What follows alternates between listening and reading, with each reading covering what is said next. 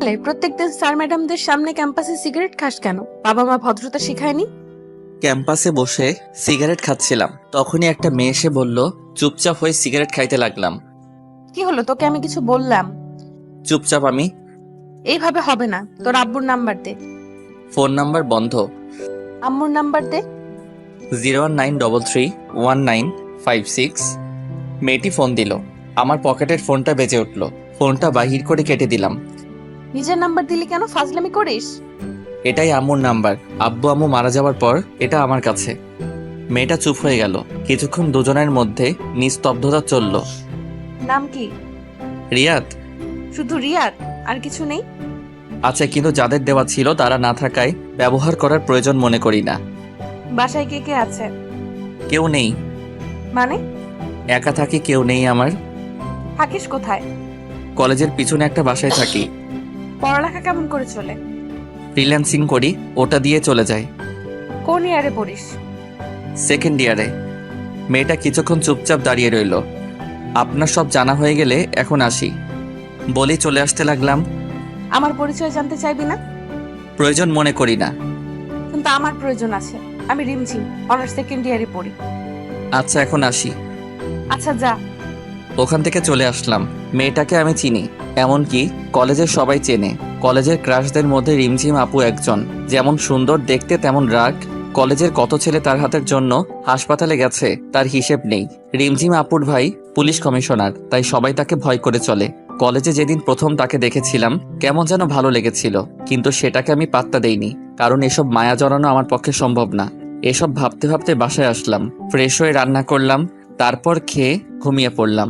কারণ খুব কম রাতেই আমি ঘুমাই, কাজের জন্য জেগে থাকা লাগে। সন্ধ্যায় ঘুম থেকে উঠে বাইরে গেলাম, 1 প্যাকেট সিগারেট কিনে নিয়ে আসলাম। সারা রাত জেগে কাটানোর জন্য বক্সে গান আর এই সিগারেট, এটাই আমার সাথী। এরপর 2 দিন কলেজে গেলাম না। এমনিতেই আমি অতটা কলেজে যাই না। যেদিন বাসায় বোরিং লাগে সেদিন কলেজে যাই। আমার তেমন কোনো ফ্রেন্ড নেই, একা থাকতে ভালো লাগে। অনেকে আমাকে নিজের বন্ধু ভাবলেও আমি ভাবি না, কারণ আমার সময় মনে হয় আমি আমার নিজেরই না, অন্য কারো কেমন করে হব। 1 সপ্তাহ পর রাস্তা দিয়ে হাঁটছিলাম, হঠাৎ কারো ডাক শুনতে পেলাম। পিছনে তাকিয়ে দেখি রিমঝিম আপু। এই শোন, জি বলেন। কলেজে আসিস না কেন?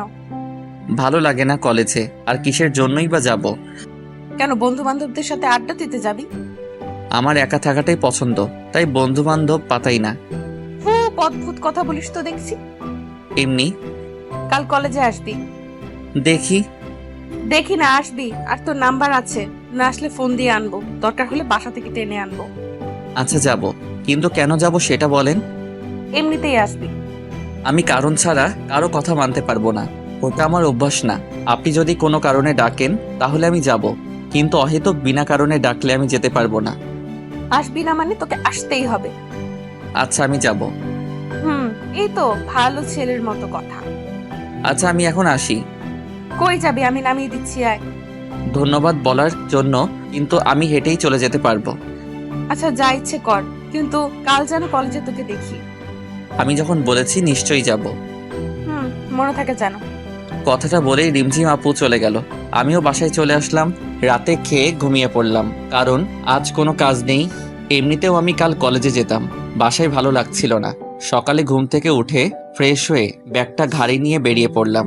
কলেজের সামনে একটা চায়ের দোকানও, ওখানে গিয়ে চায়ের অর্ডার দিয়ে সিগারেট খেতে লাগলাম। চা খেয়ে কলেজের ভিতরে গেলাম, একটা ক্লাস করে বের হয়ে আসলাম। বাইরে আসতেই রিমঝিম আপু সামনে এসে দাঁড়ালো। আপনি? আয়। রিমঝিম আপুর পিছন পিছন যেতে লাগলাম। কি জানি আবার নিজের ভাইকে ডাক দিল নাকি, যদি আবার জেলে দিয়ে দেয় কলেজের আইন ভঙ্গ করার জন্য। এই যে আপু, কই যান? রিমঝিম আপু আমার দিকে একবার তাকিয়ে আবার হাঁটতে লাগলো, তারপর মাঠের এক কোণায় গিয়ে বসলো। আমি গিয়ে পাশে দাঁড়িয়ে রইলাম। কি হলো, বস। আমি একটু দূরত্ব বজায় রেখে বসলাম। এত দূরে গিয়ে বসলি কেন? কাছে এসে বস। না ঠিক আছে। আমার ঠিক নেই, কাছে এসে বস। তারপর একটু কাছে গিয়ে বসলাম। সকালে খেয়েছিস? খেয়েছি। দেখলাম তো কলেজের সামনে দোকানে, কি খেলি? আমার সকালে খাওয়া লাগে না, ওই দুটো জিনিস দিয়েই সকাল পার হয়ে যায়। তোর বাসায় রান্না করে কে? আমি করি। তুই রান্না করতে পারিস? হুম। যাক, ভালোই হলো।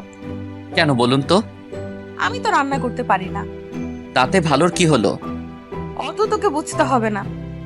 তারপর দুজনে কিছুক্ষণ চুপচাপ রইলাম। আচ্ছা তুই এমন এলোমেলো থাকিস কেন? এলোমেলো থাকাটাই ভালো লাগে, তার জন্য গুছিয়ে থাকবো। তোর কথার মধ্যে কোনো রসকস নেই। সকলের মন জোগানো কথা আমি বলতে পারি না, তাই হয়তো সবার আমার কথা ভালো লাগে না। আচ্ছা বাদ দে, চল। কোথায়? সকাল থেকে কিছু খাইনি, ক্ষুধা লাগছে, চল কিছু খেয়ে আসি। আপনি যান, আমি বাসায় যাব। আমি বাসায় নামিয়ে দিয়ে আসবো, এখন চল। না, আমার খিদে নেই।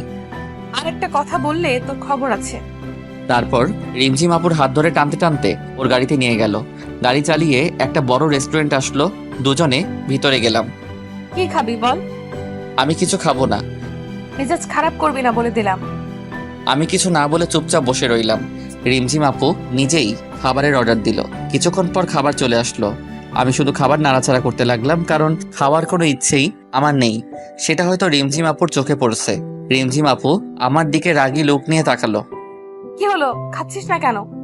ইচ্ছে নেই। ইচ্ছে নেই কেন? জানি না। তারপর রিমঝিম আপু আমার কাছে এসে আমার মুখের সামনে খাবার ধরলো। নে, খেয়ে নে। করুণা করছেন? করুণার কি দেখলি? যা করছেন সবই তো করুণা। না হলে একদিনে চেনা জানাই আপনি আমাকে এখানে খাওয়াইতে নিয়ে আসতেন না। এটা করুণা ছাড়া কি? রিমঝিম আপু রাগ করে সব খাবারে পানি ঢেলে দিল। চল, খেতে হবে না তোকে। বিল দিয়ে আমার হাত ধরে টানতে টানতে বাইরে নিয়ে আসলো। বাসায় চলে যা।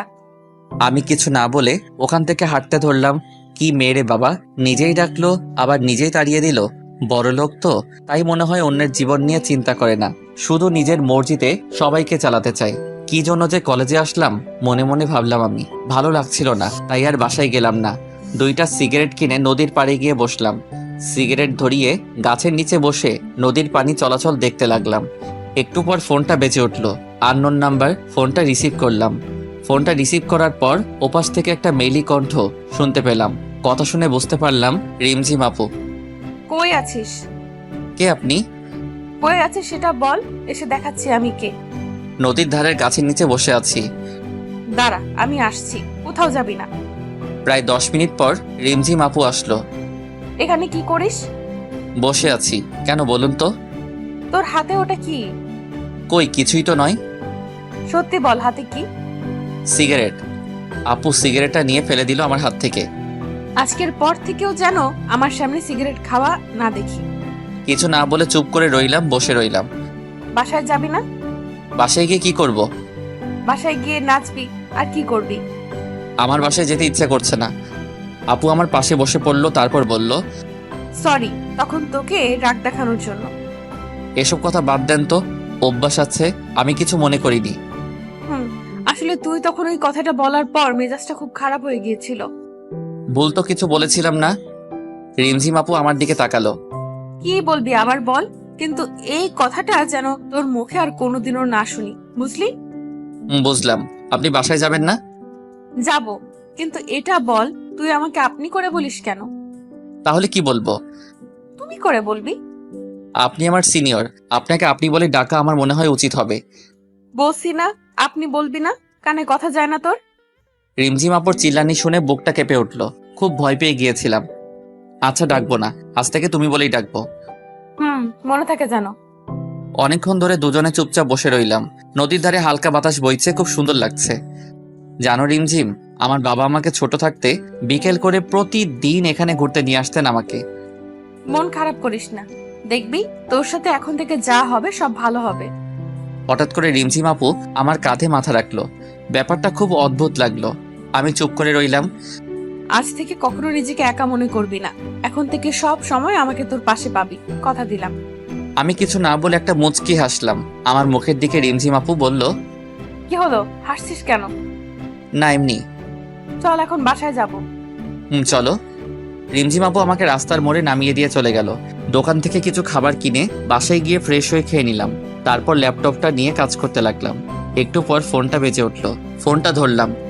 কি করিস এখন? এই তো ল্যাপটপে বসে কাজ করি। খেয়েছিস কিছু? খেয়েছি। ও ভালো, আচ্ছা রাখছি, কাল কলেজে আসবি কিন্তু। ওকে, আসবো। ফোনটা রেখে দিলাম। আমি আবার কালকে কলেজে যাব। যে প্যারা নিলাম, উদয় সেই প্যারা আবার নিতে যাব। কাজ শেষ করে আর বাইরে বের হলাম না, বাসায় কাটিয়ে দিলাম। রাতে রান্না করে খেয়ে নিজের কাজ করতে লাগলাম। সকালে ফোনটা বেজে উঠলো। ফোনের নাম্বার না দেখে কানের কাছে নিলাম। হ্যালো, কে বলছেন? কই রে তুই? বাসায় শুয়ে আছি। এখনো ঘুমাচ্ছিস? কয়টা বাজে খেয়াল আছে? কয়টা? 9টা বাজে। তাড়াতাড়ি কলেজে আয়। না, কলেজে যাব না, ভালো লাগছে না বলে ফোনটা কেটে দিয়ে আবার ঘুমিয়ে পড়লাম। প্রায় 20 মিনিট পর কলিং বেলের শব্দ পেলাম। আমার বাসায় তো কেউ তেমন আসে না। ঘুম ঘুম চোখে গিয়ে দরজাটা খুলে দিয়ে চমকে গেলাম, কারণ রিমঝিম আপু দাঁড়িয়ে। আরে তুমি এখানে?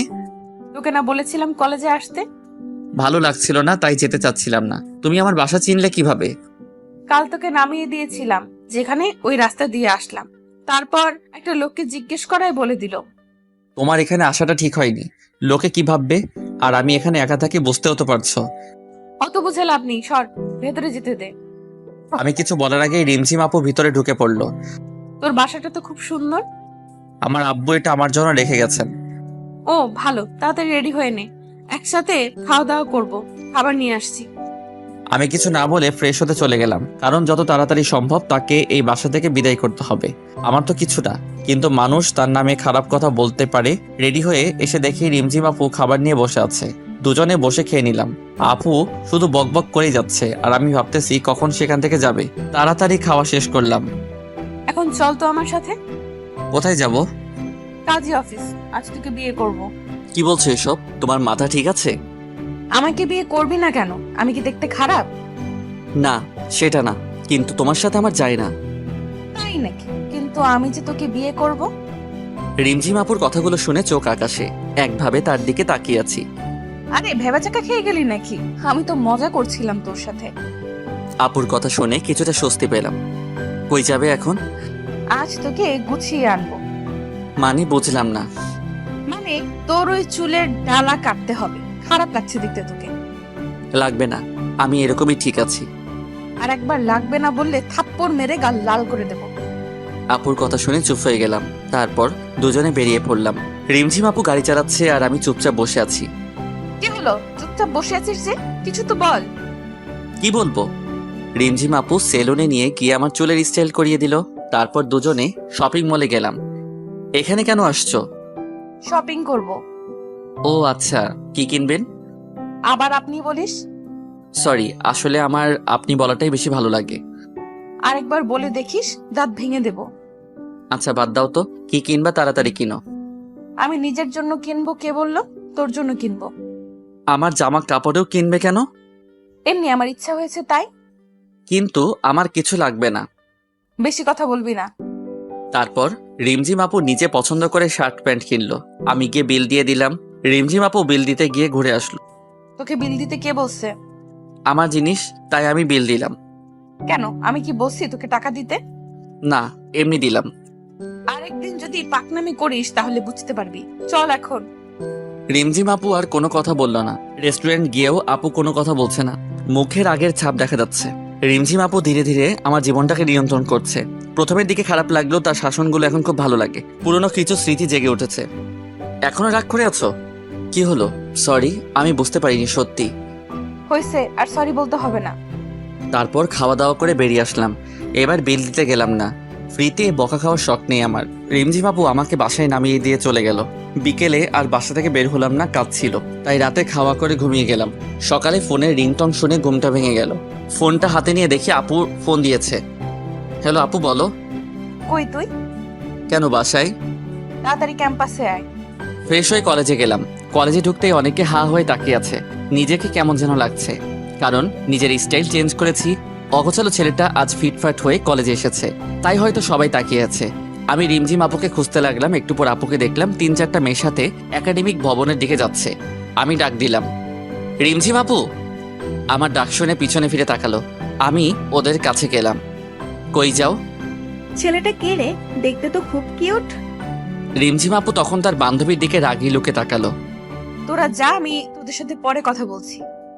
রিমঝিম আপুর বান্ধবীরা আপুর চেহারা দেখে বুঝতে পারছে হাব ভাব, তাই কিছু না বলে চলে গেল।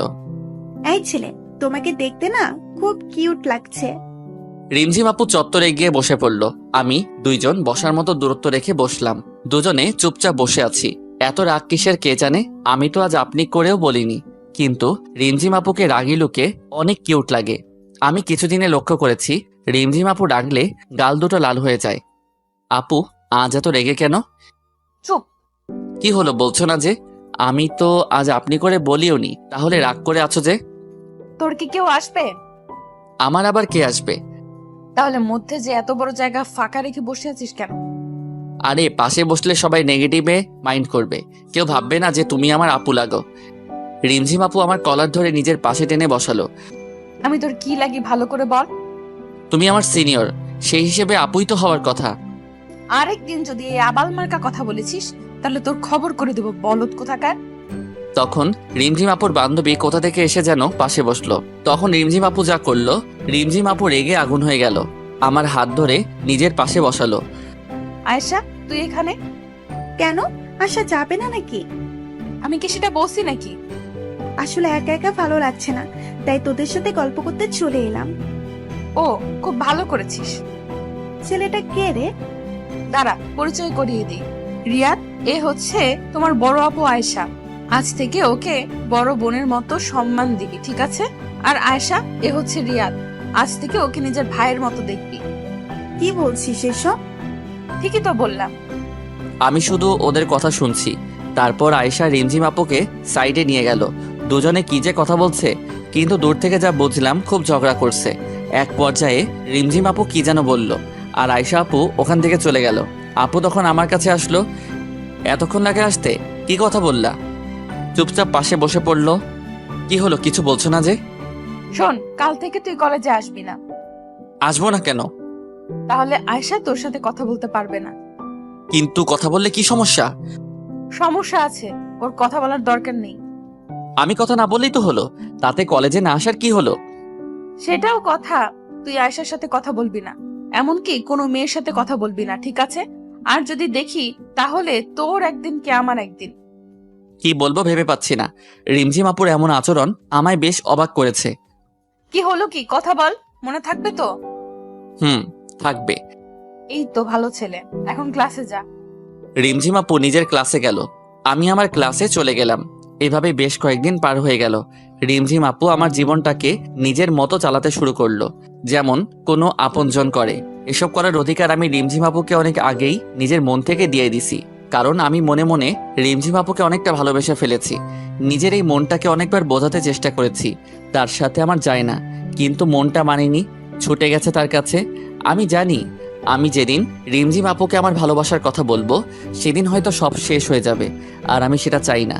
তাই আমি তাকে নীরবে ভালোবেসে যাব, কখনো তার কাছে নিজের ভালোবাসার দাবি নিয়ে যাব না। হয়তো শেষে আমার ভালোবাসাটা এক কোণে পড়ে রয়ে যাবে। কথাগুলো ভাবতে ভাবতে মনটা খারাপ হয়ে গেল। কি রে, মন খারাপ করে এভাবে বসে আছিস কেন? কই না তো। মিথ্যা বলবি না। তেমন কিছু না আপু। আচ্ছা বাদ দে, আয় তোর সাথে একজনকে পরিচয় করিয়ে দিই। আমি রিমঝিম আপুর সাথে গেলাম। রিমঝিম আপু কাকে যেন ফোন দিয়ে ডাকলো। একটু পর একটা ছেলে বাইক নিয়ে আসলো। রিয়াদ, এ হলো রনি, আমার কাজিন। আর রনি, এ হলো রিয়াদ। হাই, কেমন আছেন? হ্যালো, তুমি তাহলে রিয়াদ? আপনি আমাকে চিনেন? কিন্তু রিমঝিমের মুখে তোমার কথা অনেক শুনেছি। এই বয়সে তুমি একাই চলাফেরা করো, এটা অনেক ভালো ব্যাপার, সবাই পারে না। আমার আব্বু একটা কথা বলতেন, পাশে যখন কেউ থাকবে না তখন নিজে উঠে দাঁড়াতে হয়। উঠে দাঁড়ানোর সময় কাউকে পাশে পাবি না, তাই নিজে নিচে চলতে শিখতে হবে। আর আমি একাই চলতে শিখে গেছি, সামনের দিনগুলোতেও একাই হয়তো থাকতে শিখে যাব। কথাটা বলার পর রিমঝিম আপু আমার দিকে তাকালো। তারপর তিনজনে বসে অনেক কথা বললাম। রিমঝিম আপু রনির বাইকে করে বাসায় চলে গেল, আর আমি আমার বাসায় চলে আসলাম। রনি নাকি এখন থেকে আমাদের কলেজেই পড়বে। পরের দিন ঘুম থেকে উঠে ফ্রেশ হয়ে কলেজের দিকে বেরিয়ে পড়লাম। কলেজে ঢোকার আগে চায়ের দোকানে গেলাম, 1 কাপ চা অর্ডার দিলাম। চা আস্তে আস্তে একটা সিগারেট কিনে ধরালাম। এর মধ্যে রিমঝিম আপুর ফোন। হ্যালো। কই তুই? এই তো যাচ্ছি। তাড়াতাড়ি আয়। চা আর সিগারেট খেয়ে কলেজে গেলাম। রিমঝিম আপু মাঠের এক কোণে বসে আছে। আমি রিমঝিম আপুর থেকে একটু দূরে গিয়ে বসলাম। রিমঝিম আপু আমার কাছে চেপে আসলো। আমি চুপচাপ আছি। তোকে কতবার বলেছি সিগারেট খাস না? তুমি হয়তো একদিন চলে যাবে, কিন্তু এইটাই হয়তো আমার পাশে থেকে যাবে।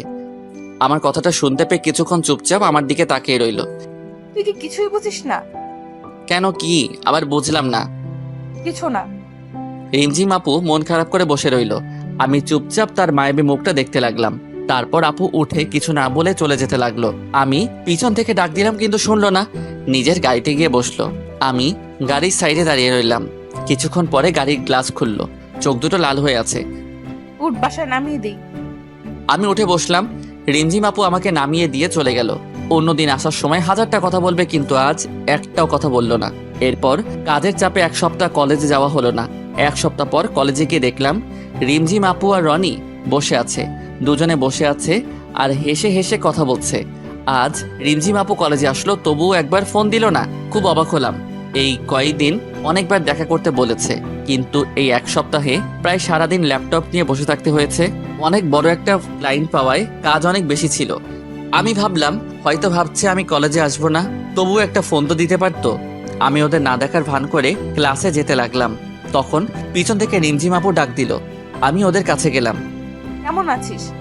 ভালো আপু, তুমি? ভালো, বস এখানে। ওদের থেকে একটু দূরত্ব বজায় রেখে বসলাম। ওরা দুজনে কথা বলছে, আমি চুপচাপ ফোন টিপতেছি। এর মাঝে রিমঝিম আপু আমার সাথে একটা কথা বলেনি। ব্যাপারটা খুব খারাপ লাগলো। অন্যদিন কলেজে না আসলে ডেকে এনে ঘন্টার পর ঘন্টা কথা বলতো, আর আজ পাশে বসে আছি তাও মুখ ফুটে একটা কথা বলছে না। এক সপ্তাহে এতটা বদল। তোমরা একটু কথা বলো, আমি স্যারের সাথে কথা বলে আসি। রিমঝিম আপু উঠে চলে গেল। জানো রিয়াদ, রিমঝিমের মতো মেয়ে পাওয়া ভাগ্যের ব্যাপার। মানে বুঝলাম না। তুমি জানো না, রিমঝিম আর আমার বিয়ে ঠিক হয়ে আছে। আমাদের পরীক্ষা শেষ হলে বিয়ে দেওয়া হবে। রনির কথাটা শুনে বুকের ভেতরটা কেমন যেন করতে লাগলো। চোখ মুখ অন্ধকার হয়ে গেল।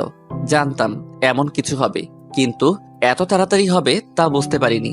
খুব খারাপ লাগছিল। কি করব বুঝতে পারছি না। এক নিমিষে মনে হয় সব শেষ হয়ে গেল। মনে হয় রনির কথাগুলো কোনো স্বপ্ন। কি হলো রিয়াদ, তুমি ঠিক আছো তো? এমন অস্থির লাগছে কেন তোমাকে?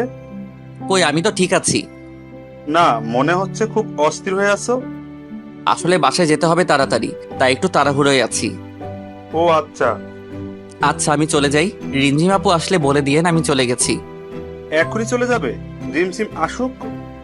না, একটা বড় ক্লায়েন্ট নক দেওয়ার কথা আছে, আমাকে যেতেই হবে। আচ্ছা, তাহলে যাও। আমি ওখান থেকে বাসায় চলে আসলাম। বাসায় এসে আব্বু আম্মুর ছবিটা হাতে নিয়ে বসে পড়লাম। খুব মিস করছি তাদেরকে। আজ কেন তোমরা আমাকে এত তাড়াতাড়ি ছেড়ে চলে গেলে? আমার মতো অবাগা হয়তো খুব কমই আছে। ভালোবাসার মানুষগুলো সব একে একে ছেড়ে চলে যায়। প্রথমে তোমরা চলে গেলে, এখন রিমঝিম আপু। আম্মু জানো, আমি না রিমঝিম আপুকে খুব ভালোবাসি। রিমঝিম আপুর সাথে থাকলে তোমার কথা খুব মনে পড়ে। রিমঝিম আপু একদম তোমার মতো শাসন করে। তুমি যেমন আমাকে খাইয়ে দিতে, রিমঝিম আপুও আমাকে মাঝে মাঝে খাইয়ে দিত। কোনো ভুল করলে বকা দিত। তুমি যেমন আমাকে একা করে ছেড়ে গেলে, সেও চলে যাবে একদিন। কিন্তু আম্মু জানো কি, আমি না ওকে ভুলতে পারবো না। তোমাদের যেমন আমি কোনোদিন ভুলতে পারবো না, তেমনি তাকেও আমি কোনোদিন ভুলতে পারবো না। আমি কি করব তোমরাই বলো। খুব কষ্ট হচ্ছে আমার। বুকের ভেতরটা পুড়ে ছারখার হয়ে যাচ্ছে। শুধু তার কথাই মনে পড়ছে। আম্মু আব্বুর ছবি জড়িয়ে ধরে কান্না করতে করতে ঘুমিয়ে পড়লাম। মাঝরাতে ঘুম ভাঙলো। ঘুম ভাঙার পরে মনে হলো ঘটে যাওয়া ঘটনাগুলো স্বপ্ন ছিল, কিন্তু পরে বুঝতে পারলাম কিছুই মিথ্যে না। শুধু আজ আমার ভালোবাসাটা মিথ্যে হয়ে গেল, চাপা পড়ে গেল কষ্টের মাঝে। ঘুম থেকে উঠে যখন বুঝতে পারলাম যে প্রিয় মানুষটা আর আপনার জীবনের অংশ হবে না, তখন যন্ত্রণার সীমানা থাকে না। তখন ইচ্ছে করে হয়তো আর ঘুম হয় না। সিগারেটের প্যাকেটটা নিয়ে জানালার পাশে গিয়ে বসলাম। আজ চাঁদের আলোটাও কেমন যেন ফ্যাকাশে মনে হচ্ছে। যে করেই হোক এই কষ্ট থেকে আমাকে সামলে উঠতে হবে। জীবনে অনেক কষ্ট পেয়েছি, আর কষ্ট নিতে পারতো না। সিগারেট ধরিয়ে বসে রইলাম। একসময় লক্ষ্য করলাম সিগারেটের ফিল্টারটা ভিজে গেছে। তারপর চোখে হাত দিয়ে দেখি চোখ দিয়ে পানি পড়ছে। হাতটা কাঁপছে। জোরে জোরে কান্না করতে লাগলাম। আম্মু বলতো কান্না করলে বুকটা হালকা লাগে। আজ খুব একা লাগছে। সারা রাত কান্না করলাম। কিছুটা হলেও বুঝতে পারলাম যে দুনিয়ায় কেউ কারো নয়, একা থাকাটাই ভালো। যত কারো প্রতি মায়া বাড়াবেন তত কষ্ট পেতে হবে। প্রায় এক সপ্তাহ লাগলো রিমঝিম আপুর মায়াটা কিছুটা কাটিয়ে উঠতে। তারপরেও তার সামনে গেলে নিজেকে আটকে রাখতে পারবো কিনা জানি না, তাই আর কলেজে যাবো না ঠিক করলাম। এভাবে 10 দিন কেটে গেল। ফোনটাও অফ করে রেখে দিছি, যাতে কেউ ফোন দিতে পারে না। এখনো রাতে ঘুমাতে পারি না, তাই ঘুমের ওষুধ কিনে রাখছি। ঘুমের ওষুধ খেয়ে রাতটা পার হয়ে যায়, আর দিনের বেলা সিগারেট তো আছেই। এই 10 দিনে সিগারেট খাওয়াটা একটু বেড়ে গেছে। সকালে ঘুম থেকে উঠে একটা সিগারেট ধরিয়ে সেটা শেষ করে ব্রাশ করে বাইরে বের হলাম। নাস্তা করে বাসায় গেলাম, গিয়ে কাজ করতে লাগলাম। এই 10 দিনে কাজ একদম করা হয়নি। নিজের 1 বছর চলার মতো যথেষ্ট টাকা আছে, আর আব্বু আম্মু চলে যাওয়ার আগে যা রেখে গেছে তাতে আমার সারা জীবন চলে যাবে। তারপরও ফ্রিল্যান্সিং করি। সিগারেট খেতে খেতে কাজ করতে লাগলাম। একটু পর দরজার বেল কে যেন বাজালো। দরজা খুলে দিতেই সামনে দেখে রিমঝিম আপু দাঁড়িয়ে হাত উঠালো মারার জন্য। তারপর কি যেন ভেবে হাতটা নামিয়ে নিল। চোখের নিচে কালো দাগ পড়ে গেছে। কেমন আছিস? ভালো আপু, তুমি? ভালো। কেমন শুকিয়ে গেছিস? খাওয়া দাওয়া করিস কি না? আসলে কাজের চাপে খাওয়ার কথা মনেই থাকে না। ও, আমি তো ভাবছিলাম। কি ভাবছিলা? কিছু না, ভেতরে আসতে বলবি না? হ্যাঁ আসো। রিমঝিম আপু ভিতরে এসে চারদিকে তাকালো। এটা বাসা নাকি সিগারেটের দোকান? যেখানে সেখানে সিগারেটের প্যাকেট আর এত গন্ধ কেন? আসলে অনেক দিন ধরে পরিষ্কার করা হয়নি তো। ও, আজকেই এগুলো সাফ করবো, চল। কি বলছো আপু? তোমার হবু বর দেখলে আমাকে মেরে ফেলবে। হবু বর মানে? রনি ভাই আমাকে সব বলেছেন যে তোমাদের বিয়ে ঠিক হয়ে আছে। তুই কথাটা শুনে খুব খুশি হয়েছিস না? অবশ্যই, কাজের চাপে তোমাকে শুভেচ্ছা জানানো তো কথা মনেই নেই। এখন বলছি, অনেক অনেক শুভেচ্ছা। রনি ভাইয়ের মতো একজন মানুষ জীবন সাথী হিসেবে পাওয়া খুব ভাগ্যের ব্যাপার। চল আমার সাথে, আজ কলেজে যাবি। আমি কলেজে গিয়ে কি করব? কলেজে গিয়ে আমার কেউ নেই। কার সাথে আড্ডা দিব বলো? কেউ নেই। আমার জানা মতে তো কেউ নেই। তুমি যাও। রনি ভাই হয়তো তোমার জন্য অপেক্ষা করে আছে কলেজে। দেরি করে গেলে হয়তো অভিমান করতে পারে। আমার কথাটা শুনে রিমঝিম আপুর মুখটা শুকিয়ে গেল। কিছু না বলেই চলে গেল। আমি একটা সিগারেট ধরিয়ে ওখানে বসে পড়লাম। মাথাটা খুব ব্যথা করতেছে। সন্ধ্যার দিকে ব্রিজে গিয়ে বসলাম। ব্রিজের রেলিংয়ে বসে আছি। তখন সামনের দিক থেকে কেউ একজন ডাক দিল। গাড়ি চলাচল করায় ভালোভাবে দেখতে পারছিলাম না। গাড়িগুলো সরে যাওয়ার পর দেখলাম একটা মেয়ে আমার দিকে আসছে। কেমন আছো? ভালো, কিন্তু আপনাকে চিনলাম না। কিন্তু আমি তোমাকে চিনি। কেমন করে? তুমি আমার ক্লাসমেট, তোমাকে চিনবো না? ও, কিন্তু আমি আপনাকে চিনলাম না। আমি দিশা। ও, কলেজে আসো না কেন আর? ভালো লাগে না। কাল থেকে আসবে, মনে থাকে যেন। দেখি। দেখি না, আসতেই হবে। তোমার নাম্বারটা দাও। কেন? দিতে বলছি, দাও। ফোন বের করার সাথে সাথে রিমঝিম আপুর ফোন। হ্যালো। কই তুই? ব্রিজের উপর বসে আছি। কেন? দরকার আছে, ওইখানেই থাক, আমি আসছি। বলেই রিমঝিম আপু ফোনটা কেটে দিল। তারপর দিশাকে নাম্বার দিয়ে ওর সাথে কথা বলছিলাম। কথা বলার ইচ্ছে করছিল না, কিন্তু মুখের উপর কেমন করে চলে যেতে বলি। নিজে থেকে কথা বলতে এসেছে, চলে যেতে বললে ওর সম্মানে লাগবে। কিন্তু কথা বলতে খুব বিরক্ত লাগছিল। হঠাৎ রিমঝিম আপুর গাড়ি এসে দাঁড়ালো। রিমঝিম আপু বাইরে বেরিয়ে আসলো। আমাকে দেখে মুখের ভাব বদলে গেল, আমার কাছে আসলো। চল, দরকার আছে। দাঁড়াও একটু। আমি দিশার সাথে আরেকটা কথা বলার আগে রিমঝিম আপু আমাকে টেনে গাড়ির ভিতর বসালো আর গাড়ি চালাতে লাগলো। তোকে না বলেছি কোনো মেয়ের সাথে কথা বলবি না? আমি বলিনি, আর ওর নিজে থেকেই কথা বলতে এসেছিল। তারপরেও তুই কথা বলবি না? রিমঝিম আপুর কাছে আসলে কেমন যেন দুর্বলতা কাজ করে। কোথায় যাচ্ছি আমরা? মার্কেটে যাব। কেন? কাল আমার জন্মদিন, তাই ড্রেস কিনবো আর তুই সেটা পছন্দ করে দিবি। আমি পছন্দ করে দিব কেন? তোমার হবু বর পছন্দ করে দিবে। খোটা মারা কথা গেল না তোর? খোটা মারার কথা আবার কখন বললাম? যেটা সত্যি সেটাই বললাম। রিমঝিম আপু আর কোনো কথা বললো না। মার্কেটে গিয়ে রিমঝিম আপু ড্রেস দেখতে লাগলো। একটা নীল কালারের ড্রেস দেখে খুব পছন্দ হলো। রিমঝিম আপু হয়তো সেটা লক্ষ্য করলো, তাই ড্রেসটা কিনলো। রিমঝিম আপু বিল দিতে দিতে আমি এক জোড়া পায়েল আর এক জোড়া ঝুমকো কিনলাম। তারপর সেগুলো চুপ করে রিমঝিম আপুর ব্যাগে রেখে দিলাম। রিমঝিম আপু আমাকে বাসার সামনে নামিয়ে দিল। আমি বাসার ভিতরে ঢুকতে যাব, তখনই আবার ডাক দিল। আমি রিমঝিম আপুর কাছে গেলাম। শোন, কাল আমি কলেজে যাব না, কিন্তু সন্ধ্যায় তোকে নিতে রনি আসবে। তখন ওর সাথে আমার বাসায় চলে আসবি। আর তুই না আসলে কাল সত্যি তোর কপালে মাইর পড়বে। কথাটা বলার পরেই রিমঝিম আপু চলে গেল। পরের দিন সকালে ঘুম থেকে উঠে কলেজে গেলাম না। গিফট তো রিমঝিম আপুকে দিয়েই রেখেছি, তাই যাওয়ার কোনো প্রয়োজন হয় না। আর আমি ওর কাছে গিয়ে মায়া বাড়াতে চাই না। যতটা সম্ভব দূরে থাকতে হবে। আমি জানি রিমঝিম আপু গাড়ি পাঠাবে আমাকে, কিন্তু আমি যাব না। তাই সন্ধ্যা লাগতে বাইরের থেকে গেট লাগিয়ে দিয়ে পিছনের একটা ছোট দরজা আছে, ওটাতেই বাসায় ঢুকলাম। রাতে যে কেউ আসলে বুঝতে না পারে আমি বাসায় আছি। সকাল 10টার দিকে বাড়ির সামনে গাড়ির আওয়াজ পেলাম। আমার ঘরের লাইট সবসময় বন্ধই থাকে। অন্ধকার কেন জানি খুব ভালো লাগে। তার কারণ আজও জানি না। অন্ধকারে আলাদা একটা অনুভূতি আছে। জানালা দিয়ে দেখলাম রনি গাড়ি থেকে নামলো, তারপর বাসার দিকে তাকালো। তালা ঝুলানো দেখে গাড়ি নিয়ে চলে গেল। ফোনটাও অফ করে রেখেছি যাতে কেউ ফোন দিতে না পারে। বিছানায় গিয়ে কানে হেডফোন লাগিয়ে দিয়ে গান শুনতে লাগলাম। রিমঝিম আপু মনে হয় রনির সাথে জন্মদিনে খুব মজা করছে। করবেই না কেন? কয়েক মাস পর তাদের বিয়ে। কেন যে আমি রিমঝিম আপুকে ভালোবাসতে গেলাম খুব ঘুম পাচ্ছিল। তখনই আবার গাড়ির আওয়াজ পেলাম। জানালার কাছে গিয়ে দেখি রিমঝিম আপু গাড়ি থেকে বের হয়ে আসলো। রাস্তার ল্যাম্পপোস্টের আলোতে রিমঝিম আপুকে স্পষ্ট দেখা যাচ্ছে। নীল ড্রেসে একদম পরীর মতো লাগছিল। কিন্তু এই পরী তো ধরাছোঁয়ার বাইরে। রিমঝিম আপু ফোন হাতে নিয়ে ফোন দিতে লাগলো, হয়তো বা আমাকে ফোন দিচ্ছিল। কিছুক্ষণ পর ফোনটা রাস্তায় জোরে ছুঁড়ে মারলো। তারপর গাড়ি করে চলে গেল। আমি গিয়ে শুয়ে পড়লাম। পরের দিন কলেজে গেলাম। কেন জানি আজ কলেজে যাওয়ার খুব ইচ্ছে করলো। কলেজে ঢুকতেই দিশার সাথে দেখা। কেমন আছো? ভালো, তুমি? ভালো। কাল কলেজে আসতে বললাম আর আজ আসছো? আসলে কাল একটু কাজ ছিল, তাই আসতে পারিনি। ও, তা ফোনটা অফ কেন? চার্জ ছিল না, আর চার্জে দেওয়ার কথা মনে ছিল না। দিশার সাথে কথা বলতে বলতে রিমঝিম আপুর গাড়ি চলে আসলো। আমি দিশার সাথে কথা বলে মাঠের এক কোনায় গিয়ে ফোন টিপতে লাগলাম। হঠাৎ কারো ছায়া আমার উপর পড়লো। তাকিয়ে দেখলাম রিমঝিম আপু। আমি উঠে দাঁড়ালাম। আপু, তুমি কখন আসলে? কাল কই ছিলি? ল্যাপটপটা সার্ভিসিং করতে গিয়েছিলাম। আসতে আসতে দেরি হয়ে যায়। মিথ্যা কথা বলবি না। তুই কি মনে করিস আমি তোকে জানালার কাছে দেখিনি? চুপ। তুই আমার সাথে এমনটা করলি? কত আশা নিয়ে বসেছিলাম আমি তোর জন্য।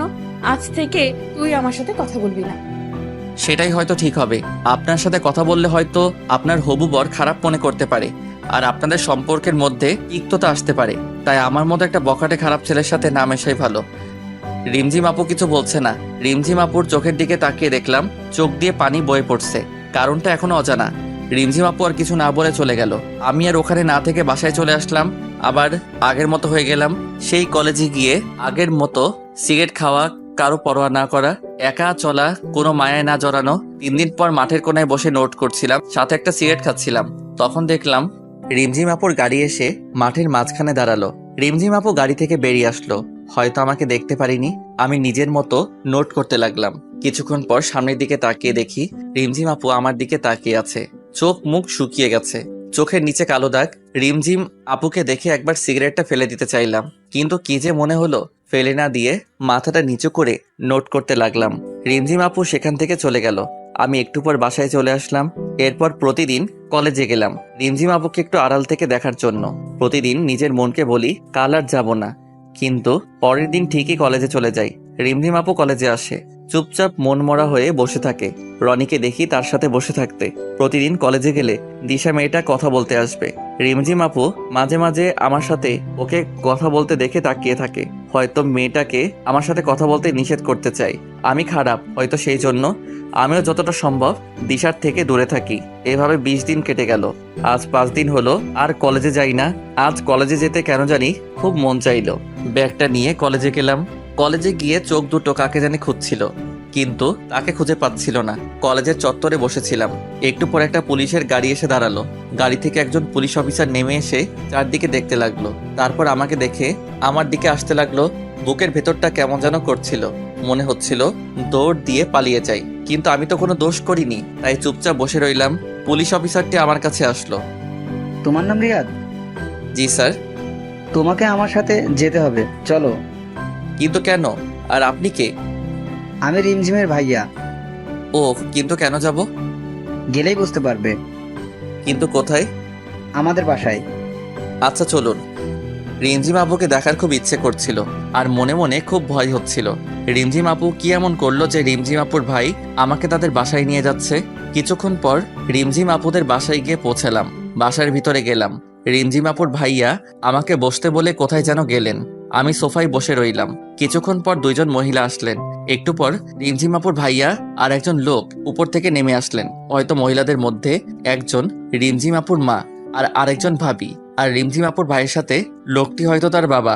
সবাই আমার সামনে বসলেন। আমি ভয় কুকড়ে মুকড়ে যাচ্ছিলাম। তাহলে তুমি রিয়াদ? জি, কিন্তু আপনারা আমাকে চিনেন কেমন করে?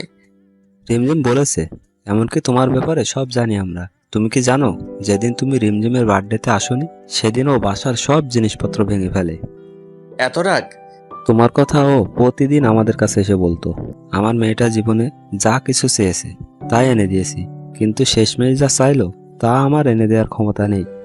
কি চেয়েছে আপু? শুধু তোমাকে চেয়েছে। আমাকে মানে? শুধু তোমাকে। আমার মেয়েটা যে তোমাকে পাগলের মতো ভালোবাসে। ও যখন আমাকে এসে বলল যে ও তোমাকে ভালোবাসে, তখন ওর চোখে মুখে হাসি খুশি দেখে আমি বেশ অবাক হই, কারণ আমি এতটা খুশি ও ওকে কখনোই দেখিনি। তোমার সাথে কিছুদিন আগে ঝগড়া হয়, বাসায় এসে কান্নাকাটি করে, ভালো মতো খাওয়া দাওয়া করে না, শুধু বলে রিয়াদকে এনে দাও, দয়া করে আমাদের ফিরিয়ে দিও না, আমার মেয়েটা তোমাকে ছাড়া যে মরে যাবে। আরে কি করছেন আপনি? আমার গুরুজন, আপনার মাথা নত করার শোভা পায় না, কিন্তু আমার মতো একটা অনাথ ছেলের কাছে আপনার মেয়ে দিবেন? আরেকবার ভেবে দেখুন। আমার মেয়ের খুশিতেই আমরা খুশি। আচ্ছা, আপনারা যা ভালো বোঝেন, কিন্তু রিমঝিম আপু কোথায়? উপরে আছে, যাও, প্রথম রুমটাই ওর। রিমঝিম আপু রুমে গেলাম, দরজা খুলে আছে কিন্তু জানালা সব বন্ধ। ঘরের ভিতরটা কেমন অন্ধকার হয়ে আছে। রিমঝিম আপু ঘুমিয়ে আছে, চোখের নিচে কালো দাগ পড়ে গেছে। সারা রাত হয়তো ঘুমায় না। আমি চুপচাপ গিয়ে রিমঝিম আপুর পাশে শুয়ে পড়লাম। একটু পর রিমঝিম আপুর ঘুমটা ভেঙে গেল, আমার দিকে একভাবে তাকিয়ে আছে। কিছু বলতে যাবে তার আগে রিমঝিম আপুর গোলাপি ঠোঁট দুটোর সাথে আমার ঠোঁট এক করে দিলাম। রিমঝিম আপু ছটফট করতে লাগলো, কিন্তু আমি ছাড়বার পাত্র নই। কিছুক্ষণ পর রিমঝিম আপু চুপচাপ হয়ে গেল, তখন রিমঝিম আপুকে ছেড়ে দিলাম। রিমঝিম আপুকে ছেড়ে দেওয়ার সাথে সাথে ঠাস। তোর সাহস কেমন করে হয় আমাকে কিস করার? আর তুই এখানে কি করছিস? কি হলো, কথা বলছিস না কেন? এখানে কি করছিস? আমার বউয়ের কাছে আমি আসছি। কার কি বউ মানে? বউ মানে বউ? আমি কারো বউ না। ও, তাহলে তুমি আমাকে ভালোবাসো না? না, আমি রনিকে ভালোবাসি। কি মেয়ে রে বাবা, এত রাগ আর অভিমান! ও আচ্ছা, ঠিক আছে। আমি তো ভাবছিলাম তুমি আমাকে ভালোবাসো, কিন্তু তুমি যখন আমাকে ভালোবাসো না, তাহলে কি আর করার। আমি দিশার যাই, মেয়েটা কি ভালো রাগ করে না? প্রতিদিন একটা করে কিস দেয়। কি বললি? দিশা তোকে কিস দেয়? এত বড় সাহস ওর? তুমি রাগ করছো কেন? তুমি তো আমাকে ভালোবাসো না। রিমঝিম আপু আমার চোখের দিকে তাকিয়ে আছে, কিছু বলছে না। তারপর উল্টো দিক হয়ে শুয়ে পড়লো। আমি পিছন থেকে জড়িয়ে ধরলাম। রিমঝিম আপু নিজেকে ছাড়াবার চেষ্টা করছে, কিন্তু পারছে না। এত রাগ কোথা থেকে আসে তোমার? আমি জানি তুমিও আমাকে ভালোবাসো। তোমার আব্বু আর ভাইয়া আমাকে সব বলেছে, বুঝলা? ঢং করে লাভ নাই। রিমঝিম আপুকে ছেড়ে দিলাম। কি হলো, কথা বলবা না? ঠিক আছে, আমি চলে যাচ্ছি। রিমঝিম আপু আমার দিকে ঘুরে আমাকে জড়িয়ে ধরলো। খুব ভালোবাসি তোকে, নিজের থেকেও বেশি। কেন বুঝিস না তুই?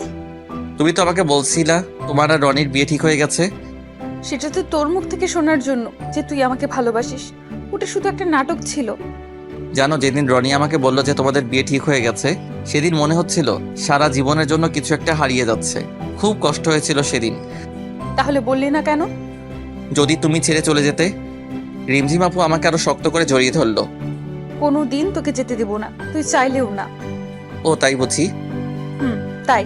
আব্বু কি বললো? তোমার আমার বিয়ে ঠিক করছে। সত্যি?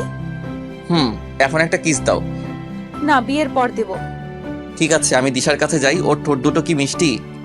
কি বললি? দিশা তোকে কিস করছে? কই কিস করছে বল? আমার ঠোঁটে। রিমঝিম আপু তার ঠোঁটের সাথে আমার ঠোঁট এক করে দিল, অনেকক্ষণ পর ছেড়ে দিল। তোর ঠোঁটে শুধু আমার ছোঁয়া থাকবে, আর কারো না। আর ওই মেয়েকে আজ আমি জেলে দেব। আরে আরে, আমি তো মিথ্যা বলছি। দিশার সাথে আমার কিছুই হয়নি। কুত্তা বাদর, আমাকে কষ্ট দিয়ে ভালো লাগে তোর, তাই না? আরে আপু, আমি আবার কি করলাম? আব্বু কাকে বললি? সরি, আর বলবো না। মনে থাকে জানো। এখন উঠো, চলো। খাওয়া দাওয়া তো মনে হয় করনি। শরীরের কি অবস্থা করেছো? না, উঠবো না, এভাবেই শুয়ে থাকবো। আচ্ছা, তুমি শুয়ে থাকো, আমি নিজে থেকে খাবার নিয়ে আসছি। লাগবে না, চুপচাপ শুয়ে থাক। রিমঝিম আমাকে জড়িয়ে ধরে শুয়ে আছে, আর আমি পুরনো কথাগুলো মনে করে হাসতেছি। কি থেকে কি হয়ে গেল। সময় বড় অদ্ভুত, কার কপালে কি লেখা আছে কেউ বলতে পারে না। আর কতক্ষণ শুয়ে থাকবা? এবার তো ওঠো। বললাম তো উঠবো না। আমি রিমঝিম আপুকে নিজের থেকে ছাড়িয়ে নিলাম। তারপর রিমঝিম আপুকে কোলে তুলে নিয়ে নিচে নিয়ে আসলাম। কেউ দেখার আগে নামিয়ে দিলাম। কিছু খেয়ে নাও। পারবো না খেতে, খাইয়ে দে। আচ্ছা দাঁড়াও। আমি রিমঝিম আপুর আম্মুকে ডাক দিলাম। একটু পর তিনি আসলেন, তারপর খাবার বেড়ে দিলেন। রিমঝিম আপু রুমে চলে গেছে। আমি খাবার নিয়ে এসে রুমে আসলাম। রিমঝিম বসে আছে। কি হলো, চলে আসলা যে? এমনি খাইয়ে দাও। আমি রিমঝিম আপুকে খাইয়ে দিলাম। খাওয়া শেষ করে রিমঝিম আপুকে নিয়ে বাইরে ঘুরতে বের হলাম। আজ আমি খুব খুশি, কিন্তু আব্বু আম্মু থাকলে আরো ভালো হতো। সন্ধ্যায় রিমঝিম আপুকে বাসায় রেখে চলে আসতাম। পরের দিন সকালে রিমঝিম আপু ফোন দিয়ে তাদের বাসায় ডাকলো। যাওয়ার পর দেখি সবাই বসে আছে। রিয়াদ, রিমঝিম চাইছে তোমাদের বিয়েটা কালকেই হোক। কিন্তু আঙ্কেল এত তাড়াতাড়ি, আর আমি তো এখনো পড়ালেখা করি। সেটা আমি ওকে বললাম, আগে তুমি পাস করো, একটা চাকরি করো, কিন্তু ও কিছুতেই মানতে চাচ্ছে না। আঙ্কেল, এটা নয় যে রিমঝিম আপুকে বিয়ে করার পর আমি তাকে ভালোভাবে রাখতে পারবো না। আমার আব্বু আম্মু যা রেখে গেছে তাতে আমি সারা জীবন বসে খেলেও শেষ হবে না। কিন্তু আমি এখন বিয়ে করতে চাচ্ছি না। তখন রিমঝিম আপু সাইডে রাখা ফুলদানিটা ছুঁড়ে মারলো দেওয়ালে। আমি যখন বলছি কাল বিয়ে হবে, তার মানে কালকেই বিয়ে হবে। আর বিয়ে না হলে আমি কিছু একটা করে ফেলবো, আর তার দায়ী তোমরা হবে। কথাটা বলে রিমঝিম আপু উপরে চলে গেল। সবাই চুপচাপ হয়ে গেল। আচ্ছা আঙ্কেল, আপনি বিয়ের ব্যবস্থা করুন। তুমি পারবে বাবা আমার পাগলি মেয়েটাকে দেখে রাখতে। তোমার কাছে আমরা সারা জীবন ঋণী হয়ে থাকবো। আমি উপরে চলে গেলাম। রিমঝিম আপু বেলগড়িতে গিয়ে দাঁড়িয়ে আছে। আমি রিমঝিম আপুকে পিছন থেকে জড়িয়ে ধরলাম। রিমঝিম আপু নিজেকে ছাড়ার চেষ্টা করতে থাকলো, কিন্তু পারলো না। আমি রিমঝিম আপুর কানে একটা আলতো করে কামড় দিলাম। রিমঝিম আপু ধাক্কা দিয়ে দূরে সরিয়ে দিল। আমি রিমঝিম আপুকে টান দিয়ে নিজের কাছে আনলাম। এত রাগ কোথা থেকে আসে শুনি? কথা বলবি না, সরে যা। কেন, আবার কি করলাম? তখন বিয়ে করতে রাজি হচ্ছিলিস না কেন? এত তাড়াতাড়ি বিয়ে করে কি হবে? লাগবে না তোকে, দূরে যা তুই। পরে তো বললাম বিয়ের আয়োজন করতে। লাগবে না, বিয়ে করতে করবো না আমি বিয়ে। আমি তো করব, বিয়ে না করলে বউয়ের আদর পাবো কেমন করে? হয়েছে, আর ঢং দেখাবি না, সব জানা আছে। আমি ঢং করি? আর নিজে যে কথায় কথায় রাগ করে তার বেলা কিছু না। আমি রাগ করি? তা নয় তো কি? মেরে দাঁত ভেঙে দেব। আগে দোষটা করে নিই, তারপর মাইর খাবো। মানে? দাঁড়াও, বোঝাই দিচ্ছি। তারপর রিমঝিম আপুর ঠোঁটের সাথে আমার ঠোঁট এক করে দিলাম। 4 মিনিট পর ছেড়ে দিলাম। দাঁত ব্রাশ করে না, মুখে কি গন্ধ! কি বললি? দাঁড়া দেখাচ্ছি। রিমঝিম আপু আমাকে মারতে আসলো। আমি রিমঝিম আপুকে মুটকি, বুড়ি এসব বলে রাগাতে লাগলাম। আর রিমঝিম আপু আমাকে মারার জন্য পিছনে দৌড়াতে লাগলো। পরের দিন আমাদের খুব ধুমধাম করে বিয়ে হলো। এভাবে চলতে লাগলো আমাদের বিবাহিত জীবন। রিমঝিম এখন আমার উপর রাগ করে, কিন্তু বেশি সময় রাগ করে থাকতে পারে না। রিমঝিম সবসময় আমাকে হাসি খুশি রাখার চেষ্টা করে।